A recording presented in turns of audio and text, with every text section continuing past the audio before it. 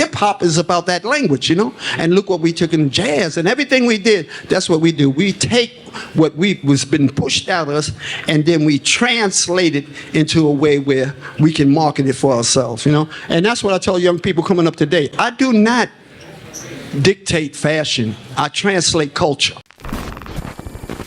My graduates from my school being Forbes, bag drop. Bag drop. A mic drop, bag drop. Bag drop.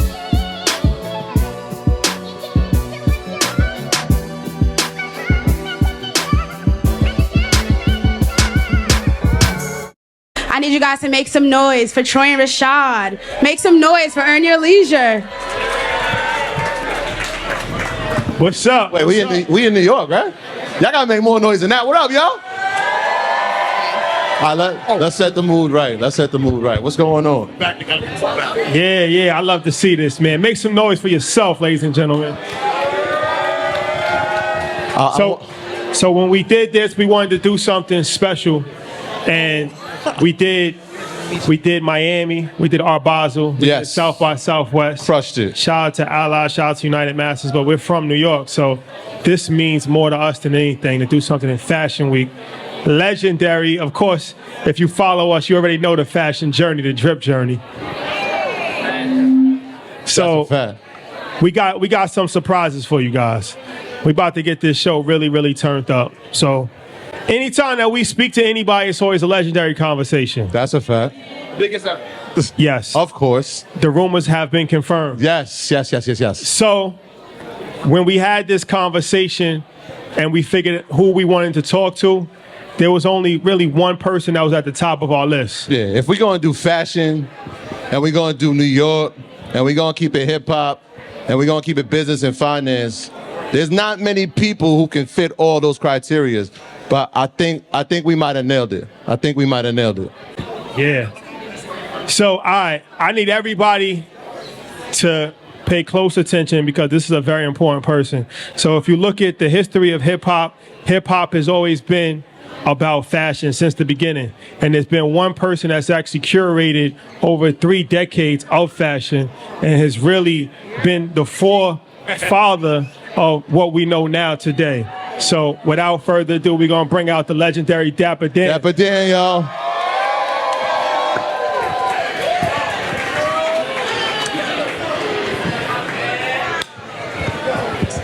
Yo, I was telling them backstage, they're not playing fair. They told me when I came here it was going to be only one Dapper Dan. Now there's 3. I hope you heard that. Look how they laid out. So how y'all doing? I'm so happy to be here. Thank you. Thank you for giving me the opportunity to reach you people. Hey, listen, everybody. This is your man, Steve Harvey. My partners over at Earn Your Leisure. They are kicking off their first Invest Fest World Tour on October 31st. I got my gun on me, I'm with Achilles. I got my gang on the hunt for the spinach. You set it up and I've come for the finish. Run up on you, I'm in your city. It will be, get a load of this, at the Royal Albert Hall in London, England. This year's speakers list include Earn Your Leisure, Terrence J., Wall Street Trapper, Eon Dunlap, my business development director Tabidi Stevens, 19 Keys, and many, many more. Get your tickets before they are gone at investfesteuro.com. Dapper Dan, my brother, how are you? Man, I'm great, man. To be here, man, to watch this culture and see how the culture came about, man, and to be able to speak to you young brothers and get messages out, I'm very happy, man. Nah, for sure. We appreciate you being here, man. What are your views on ownership? We talk about black brands. We talk about ownership. Of course, Kanye's going through what he's going through right now. This is Fashion Week, so we celebrate fashion, but we're into business, and fashion is a business. So what's your views on ownership, specifically black ownership, when it comes to the fashion world? Ownership is important, very important, and the most important thing about ownership, because we cannot own everything that we need to reach to be global, but the important thing is to own our name, you know. And in the future, I'm hoping that we get big enough that we can be global by ourselves. But right now, presently, the most important thing is to not. The reason why I never came out before is because I didn't want to give up my name.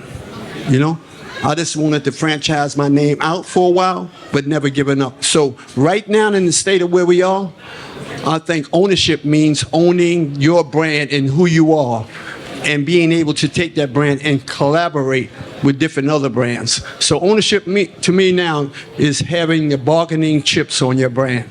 Yeah, one of the things, and we're products of it, so it means a lot for you saying that there's 3 Dapper Dans up here. Growing up in the 80s, watching KRS-One and BDP, watching Rakim, watching LL, obviously watching the Salt and Pepper videos, huge inspiration. Can you talk to us about symbolism? Right, because one of the things you said was like, all right, those brands are luxury, but they're not doing it the way we want. Let me take what they're doing and mix it with our culture. Can you talk about the power of symbolism? Yes. Oh, when I changed my life, like in accepting the spiritual side of myself, I realized I had an identity problem. And so because I had an identity problem, I used to study a lot. You know, I wanted to know the essence of truth. My family was all in the nation at this time, and I was indoctrinated in the nation. All my foundation came for that, but I wanted to know the ultimate truth. And so in search of the ultimate truth, I left here. You know, I walked away from the street, left here, and went to Africa and started researching, living. I never lived in hotels. You know, I just lived with the people.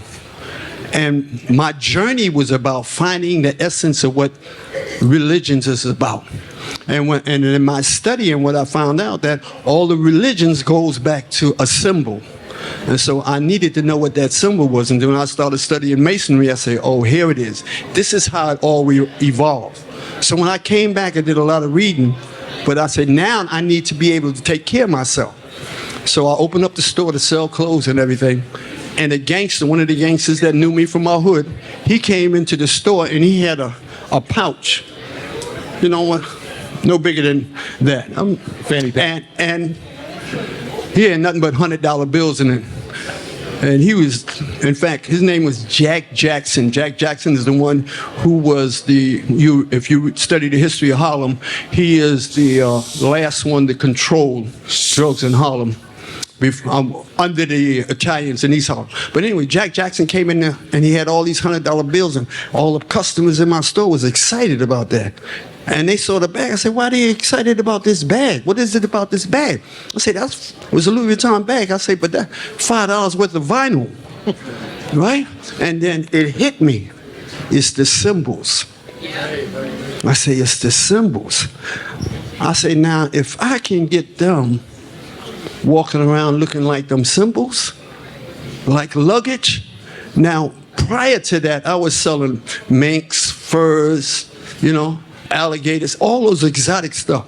I say, but if I could teach myself textile printing and print that on leather, I can get the same more amount of revenue than I was getting from the more items. And so that's what made me understand the power of symbols and how in turn that was infiltrating the whole consumer market. And so that's why I started. I said, well, I'm gonna take their symbols and use them on them the way they was trying to use them on me. Yeah. I mean, technically that really started the crave or the sensation of logomania. Yeah. And so a lot of people maybe not from that generation, because they've grown up, they've seen it all throughout their lives. You really started that. Can you tell them what logomania is?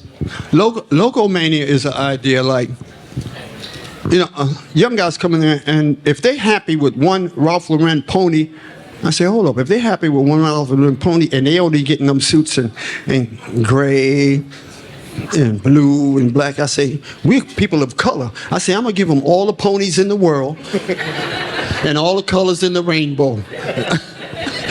You know, and I did that with every brand, you know, and that's what we do with music. So I don't know why it was so complicated for them to figure it out, you know. So I took it.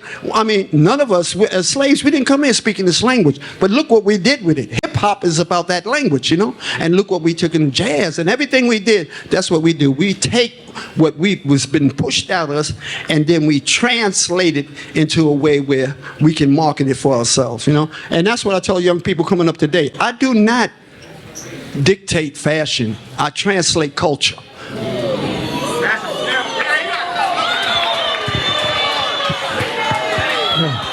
Big bar. So Major ball. so let me ask you this. They want you to say it again. This is for y'all, young. I mean, that's my heart. I do not dictate fashion. I translate culture. Let me give you an example, right? I'm gonna give you an example. Look. So, BDP come to the shop. They say, Dap, I need for you to hook me up. I need for you to hook me up, Dap. I say, okay, what's your lyrics? Let me hear your lyrics. Okay, what's your steezer? What you trying to represent? You say, we rapping this Jamaican stuff, right? I say, okay. Now I'm gonna make you some Rasta looking stuff. So I use all the elements, you know, the colors from the Rastas and everything, right? That's BDP. The next one is Jungle Brothers. Jungle Brothers say, man, I'm on that liberation thing. I'm about liberation, Dap. Make me look, you know, bring it like that for me. So I made all their outfits up in the red, green, and black. The power move. You understand what I'm saying? Eric B and Rakim come. Eric B said, I'm a swag man. He said, I'm a swag man. Give me all them G's. Give me that gold. Give me that. You see, look at the outfits. You know, deck me out like that. Rakim said, Dap, you know I'm on that smooth tip, man. I'm here to serve, man. You know, I'm a part of the movement, man. You understand? I'm not with the deaf, dumb, and blind, man. You know what I want on the back of mine. You know what I'm saying? So when you look on the back of Rakim's, you know, you see the symbol representing who he is. So that's what translating culture is. You know what I'm saying? You translate culture based on where people want to go. You don't tell them where to go, because when you tell them where to go, you kill who we are. You follow what I'm saying? Then it stops. That's like what them brands do, you know, them music companies do. No, we want you to rap like this. We want you to rap like this. Next thing you know, you rap dead. You know? So that's what I call translating culture. Round of applause. Told you, man. We only bring the fireworks. So you talked about your trip to Africa. I want to talk about that a little bit. When you went to Africa, you was talking about the difference between Idi Amin and like a Nelson Mandela. I'm relating this to even when you was working with Gucci, and a lot of people might have criticized that, but talk about having to learn the power structure from the inside to actually make it work. Great point, and I'm happy to talk about that. Right. First, let's talk about why I went to Africa. I was in the street, terrible, man. You know, living terrible, and then at 23, I said, man, I'm going back to school, man. I can't take this, and I walked away from the street and went back to school. So I was writing for a radical newspaper called 40 Acres and a Mule, and we was about raising up the culture, and it was very revolutionary. So we used to have black scholars coming in all the time talking to us. I knew I had an identity crisis, but I didn't know exactly what it was. So one day, Dr. Henry Clark came to and talked to all of us that was on the editorial board. And Dr. Henry Clark, one of the brothers, young brothers like myself, asked Dr. Henry Clark, he said, if we're the original people on the planet, why are we going through what we're going through today? And Dr. Henry Clark said, that's because of a transgression we made against ourselves before Europeans came into our life.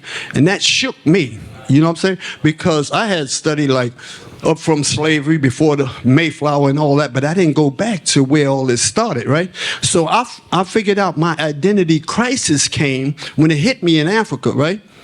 I was associating everything that went wrong with my life with the 400 years we were here. You see? So when I got to Africa, and I touched down in Ghana on a 7-day mission, right?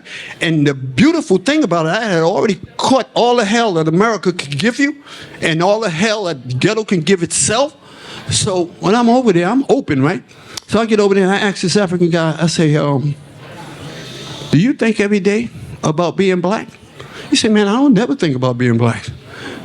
He said, I never think about that. I'm a Kikuyu. I think about being a Kikuyu. I say, wow, this is deep right here, right? And then I think about every time I'm in New York or wherever I am, I'm going in the subway. Whenever I see somebody who ain't like me, that's automatically on my consciousness. So I needed to know why that. So when I went to Africa, I was in Ghana when they just recently disposed of Kwame Nkrumah, Pan-Africanism. So I'm in Tanzania when President Nyerere is there. I'm in Kenya when Jomo Kenyatta is there. I'm staying at Kurasini International School where they're training young black people from South Africa to fight in South Africa. So I'm exposed to all this. So I'm taking a look at what's happening. But now, I'm seeing the conflict with Idi Amin and what happened there. I say, wow. So maybe this is what Dr. Henry Clark was talking about. So I bear witness to the way they was approaching it. Now, if you know anything about African history, you know that Kenya had the Kikuyu and the Luau, and it was friction. Now, when my plane touched down in Lagos, Nigeria, we couldn't even get off the plane because the Biafran, the Muslims, and the Christian black people were fighting. So I said, oh, that's what Dr. Henry Clark was talking about. All right, but I don't want to go too far off the narrative. So when I'm over there like that, I say, well, what are they doing about the Europeans? Then I said, President Nyerere got the Chinese building a road. You know what I'm saying? He got the United States building a railroad. I say, he playing these Europeans. So the object, and Jomo Kenyatta and Nyerere, all of them was doing the thing. So they know that they are conquered people, but they also know that they need technology and innovation, and they have to get it from where it is. So that's equivalent to what I use when I went into fashion. I say, I got to get inside. You follow what I'm saying? I got to get inside. I got to be able to access innovation by which I can grow. You follow what I'm saying? And this is one of the controversies that I had to confront. If you tell somebody, look, people want to see you on your own. They want to see you be Dapper Dan. And like I told you backstage, if I'd have came out 20 years or 25 years ago and been Dapper Dan, they'd have knocked me right out the market. I wouldn't be able to compete globally. So they'd have took, which they did, took all my ideas and took them global. So the object for me, I felt, was that I got to figure out how to be global. So until then, I stay underground. And all that changed with Black Twitter. All that changed with Black Twitter. I had no voice. I'm sitting here, old head, still hustling hard, ain't giving up. And I see them hustling me, 2000, I saw Tom Ford walking the runway with my creation. I say, damn. I say, damn. And then all of a sudden, social media popped. And I heard people saying, no, Dapper Dan did that first. I said, damn, I got a voice. I said, damn, I got a voice. So they had to come to me then. They had to come see me then. Because y'all wasn't having it in any other way. The reason they had to come see you is like what you said. You're translating culture. And so can you talk about the importance of involving culture in what you're doing? Because there's a lot of entrepreneurs here. I'm sure some people are in design. Can you talk about the importance of incorporating culture in what you're doing? Okay, one of the big things that I like the young people to say is like, the reason you hear me say, I don't dictate fashion, I translate culture, that's very important, And that's a lesson I learned from growing up in Harlem, real poor, swimming in the Harlem River. One thing that I noticed about when I was swimming in the Harlem River, we had the Harlem River, like you see this here? You see that? You got a platform, you can come out, and then over there you can dive in the Harlem River, right? But before we dive in the Harlem River, we had to throw a little popsicle in to see which way the current was going. So if we dive in over here, we want to be able so we can walk out of that river. We was poor, we was swimming in our drawers and all of that, right? So, and I said, damn. Later on, I realized what we did. You understand? I said, the Harlem River is always there, but it's always moving. All you gotta do is understand the current. Right? So I said, that's how the culture is. You understand? You got to understand our culture. We are always going to be here, But our culture is going to be always moving. You have to know how to navigate that culture.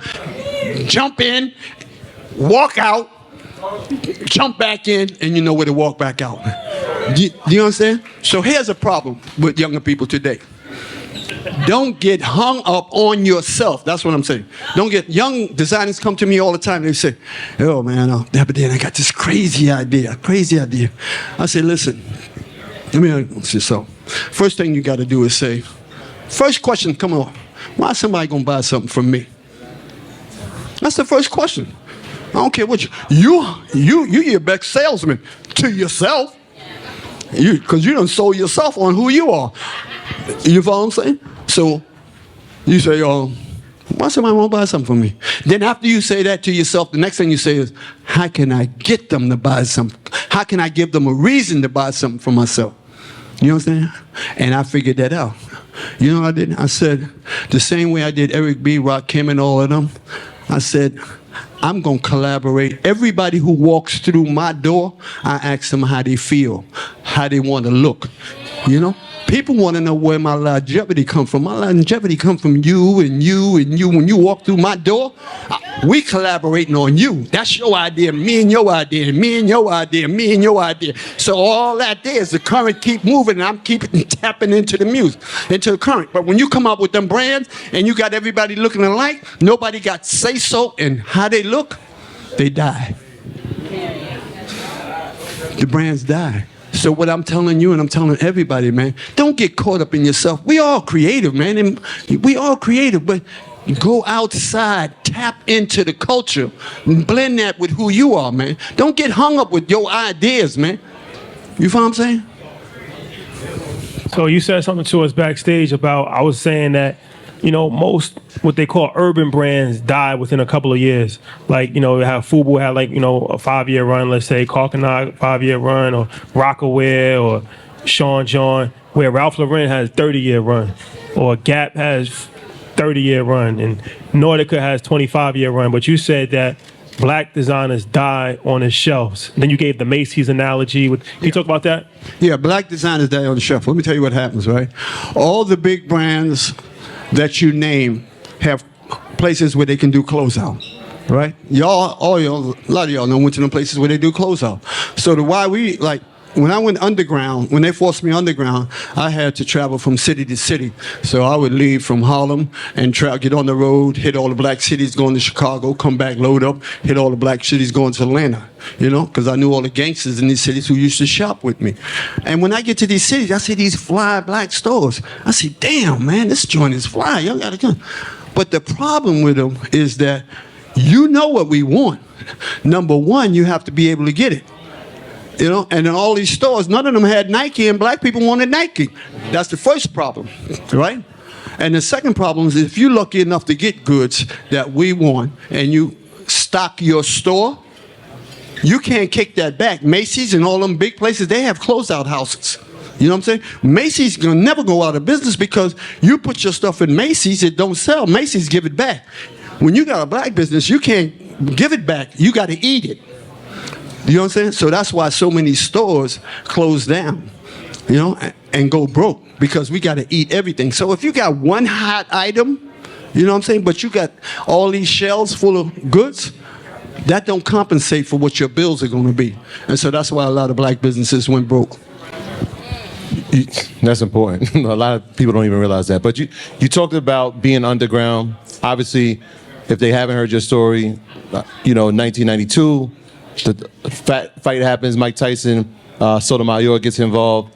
But in 2017, because you talked about black media, black Twitter, and you talked about the power of social media, they tried it. Mm-hmm. They tried to copy one of your designs, right? And so it was the Louis Vuitton puffer, and everybody said, like probably people in this room, like, yo, that's Dap's design, Dap's design.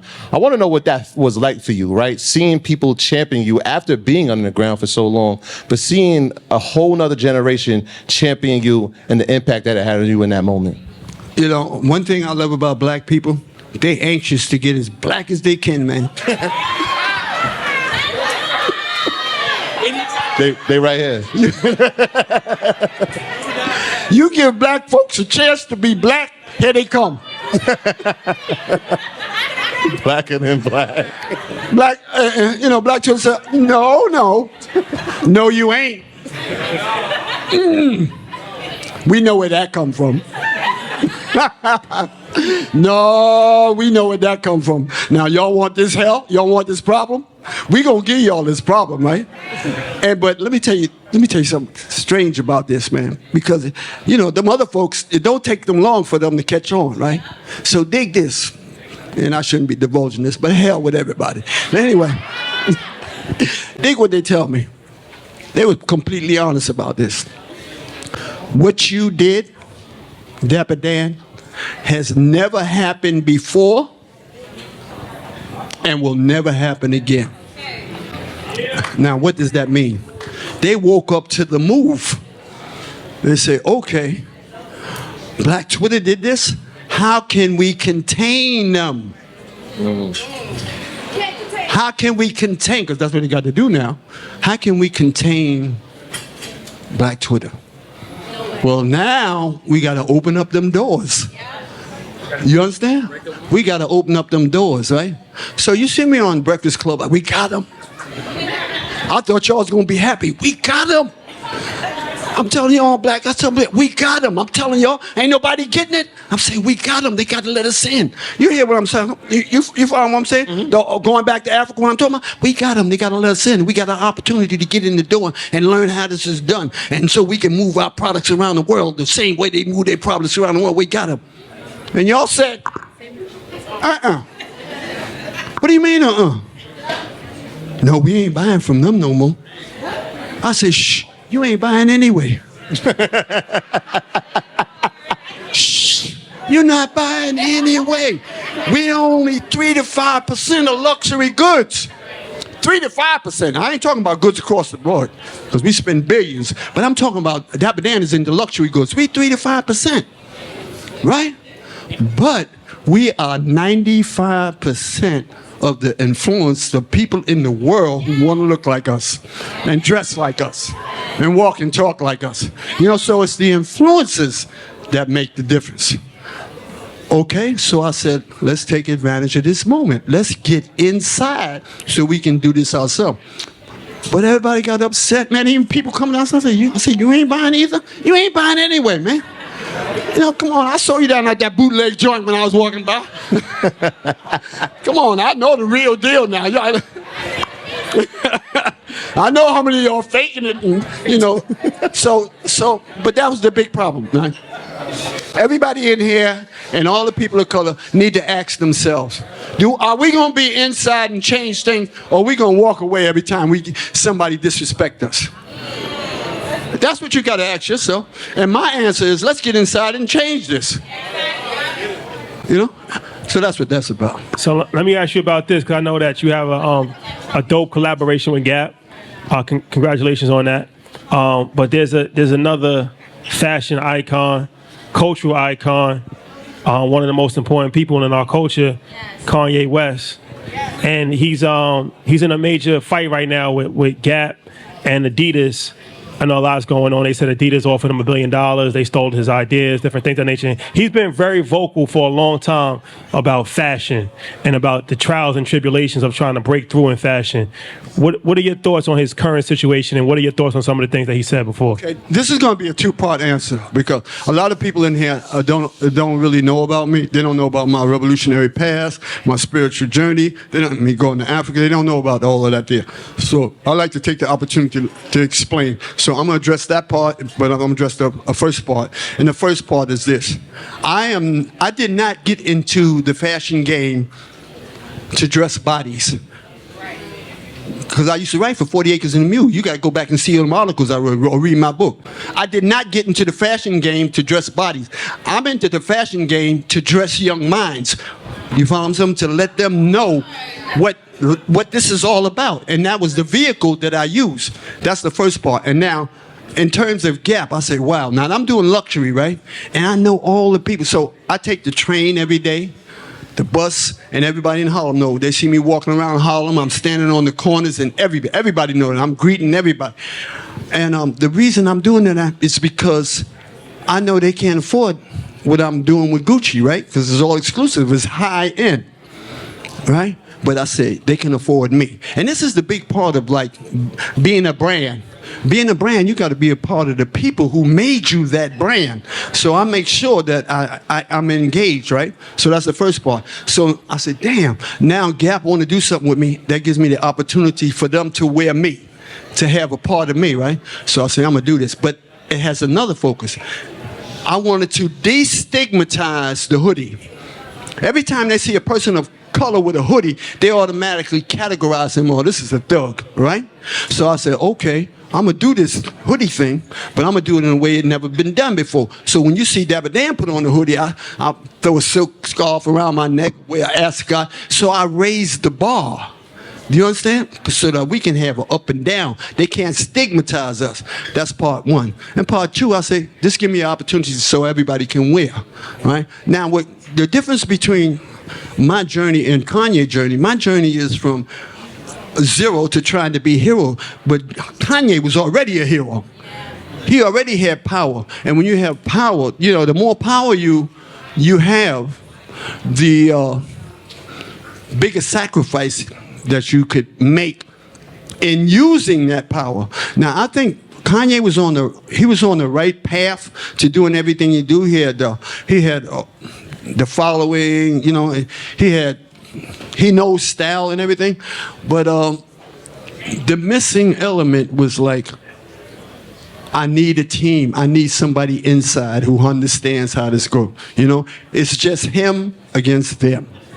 You know, I think Kanye's problem is we weren't at the stage where he had that inside support that he needed, you know, to follow through on the things he did. So, you know, he lost a lot of money, you know. And you got to give Kanye credit, because if I said the things he was saying now, you know, they would try to destroy me.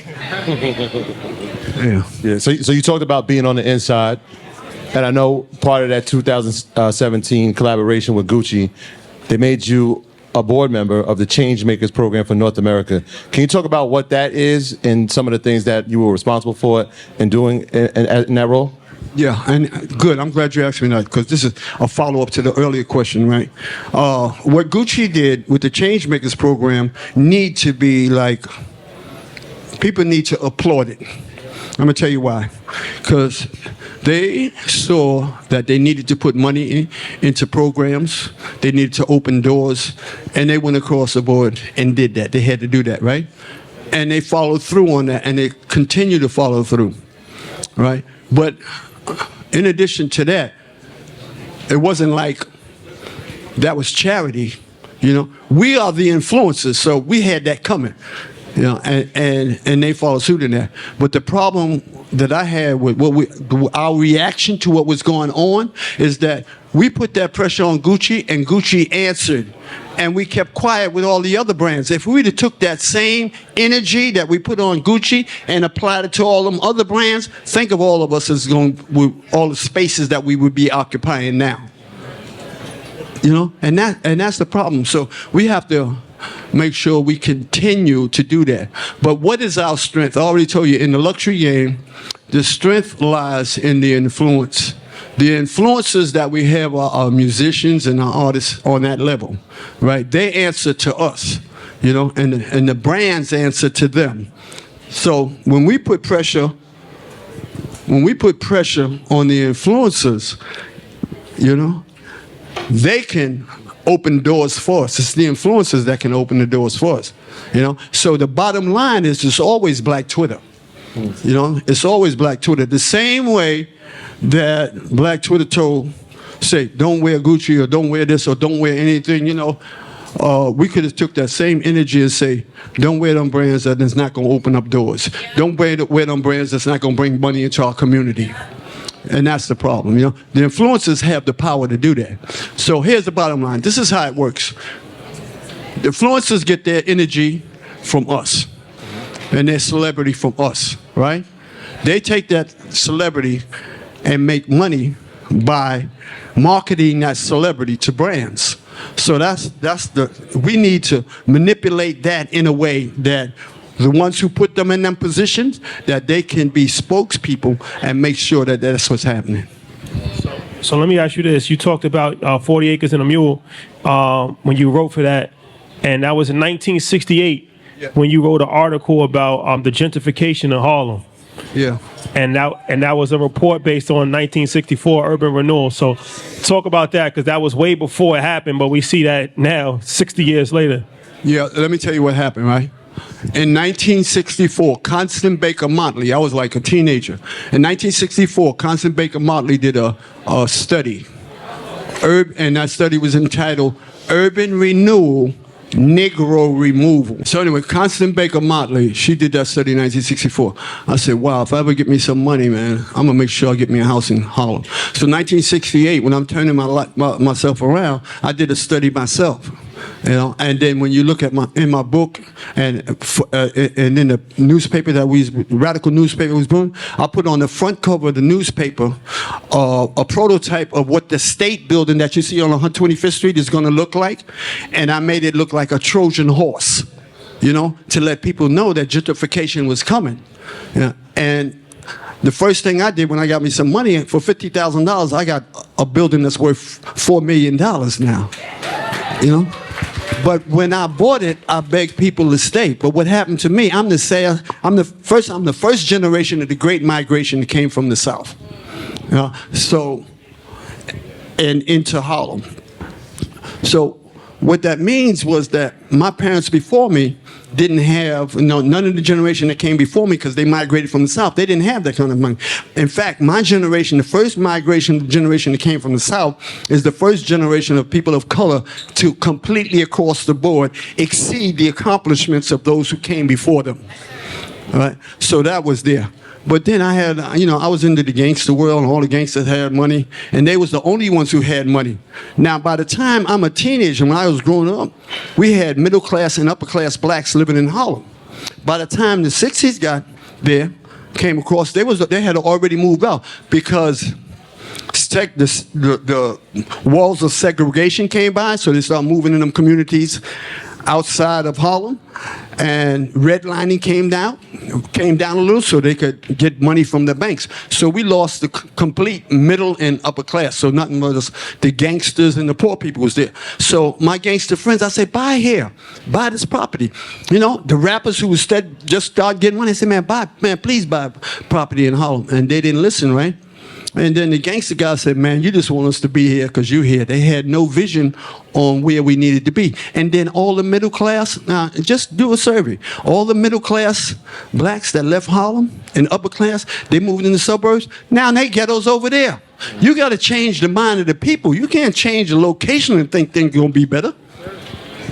Even from a fashion standpoint, and I read this, when you were designing clothes, right, after the store opens in 1982, the middle class wasn't really rocking with you. They didn't understand the vision. Let me tell you something. Can you talk about that? Man, how do I feel like that? Let me tell you something. From here, you got to come to my atelier. To that speaker over there, I got my floor covered with magazines.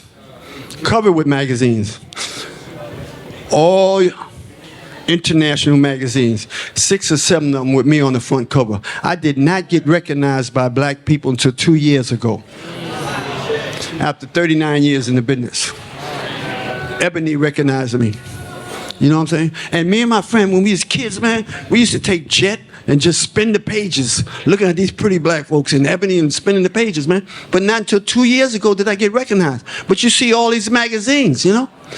Because what they realized, a lot of African Americans, you see, they went to Europe to be discovered. Because one thing about them other folks, man, they ain't gonna deny talent. They gonna look at it and figure out how to exploit it, So we gotta make it our business to look at things and see, what is this? They had to say it. I've been in the first European magazine I was in 1987. I'm talking now 2 years ago. This is the first time a black publication. Now, on my floor now, the only black publication, genuinely black publication that I'm on the front cover is Don Diva's, A Gangsta Move. But I'm happy with that, And that's why this is so important. That's why, and I'm happy that everybody is celebratory silence right now, because it's so important that we have nights like this. When we thought of somebody who we need to sit down and honor, it was you, right? Just because of the history and what you mean to us. So just personally, we wanted to give you your flowers. So that's why we're here tonight. So thank you, personally. Oh, thank you. Another question. So, rest in peace to the late great Virgil. Who do you think should replace Virgil at Louis Vuitton? Who I think?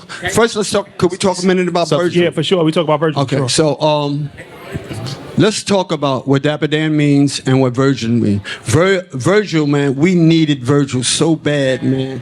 We needed Virgil, man. His death really hurt us. And I'm going to have a big conversation about that later on, things I don't want to reveal about that Virgil and myself was going to do. But here's what you need to see, right? I came up a black staircase.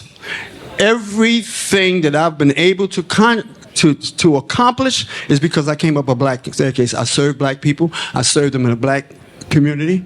And I never had any contact with the fashion industry, with the structure of it, none at all. So I did everything myself. What Virgil did was amazing as well. Virgil came up a white staircase. Not only was it amazing, it was dangerous. And let me tell you why it was dangerous. Everybody here who's into fashion is familiar with Andre Leon Talley. Rest in peace. You don't get no higher than that. You follow what I'm saying? And you see how miserable they made him in the end? You know, so you can go up a white staircase and get kicked down. You know? So I went up a black staircase and some other folks kicked me down. And they say, we got you. And I went back up the black staircase. So you can go up and down a black staircase because they're going to be there for you. You know what I'm saying? So what Virgil did was phenomenal. But let's go further. What Black Twitter did was phenomenal, right? So Black Twitter forced Gucci to come see me. And it was a good business deal for them. That's primarily why they did it, right?